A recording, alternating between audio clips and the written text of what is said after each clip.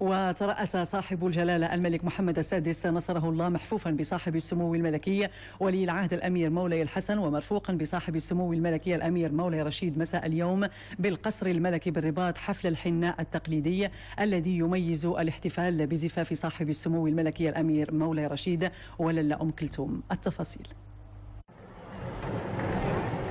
احتفالات الزفاف الميمون لصاحب السمو الملكي الأمير مولاي رشيد تحتضنها مدينة الرباط في أجواء موسومة بمشاعر الفرح والحبور ومفعمة بأحاسيس البهجة والحبور من خلال مظاهر الزينة وتجليات الحب والوفاء.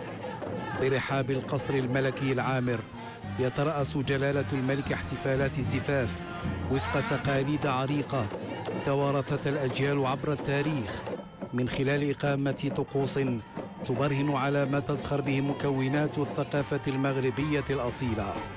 وجريا على هذه التقاليد العريقة أقيم حفل الحناء التقليدي، وهو مظهر احتفالي ينبع من أصالة المملكة المغربية وهويتها الحضارية، وينهل من التراث معينا ليؤكد على هذه الأصالة وهذه الهوية.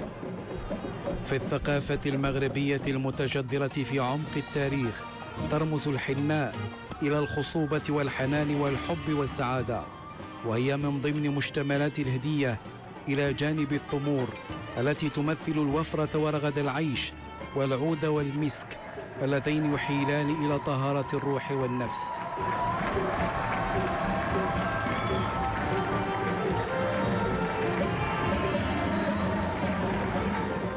دلالات عميقة ورموز قوية تنم عن رهافة الشخصية المغربية وطهارة سريرتها واعتزازها بخصوصياتها المتفردة.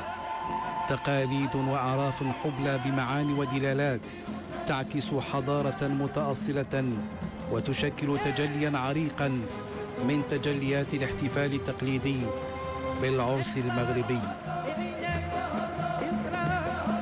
هي صورة احتفالية ملؤها الابتهاج والانشراح تختزل ما يزخر به المغرب من تراث غني وتاريخ مشرق، يرصع هذا الحفل البهيج ليجعل منه لوحة فنية ستظل حاضرة ومرسومة في الأذهان.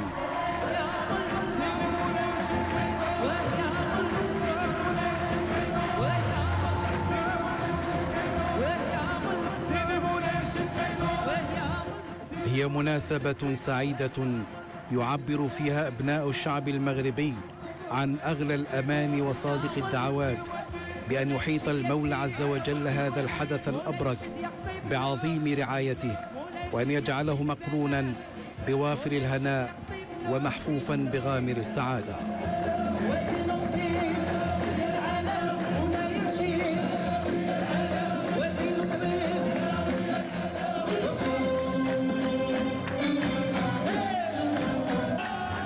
تترجم أجواء الفرحة التي تعم الوطن بالمناسبة السعيدة حرص الشعب المغربي على مشاطرة الأسرة العلوية الشريفة، ابتهاجها بالزفاف السعيد وتعبيره عن التلاحم والترابط والوفاء الذي يجسد العمق الحضاري للأمة المغربية والتشبث بمقومات أصالتها وهويتها.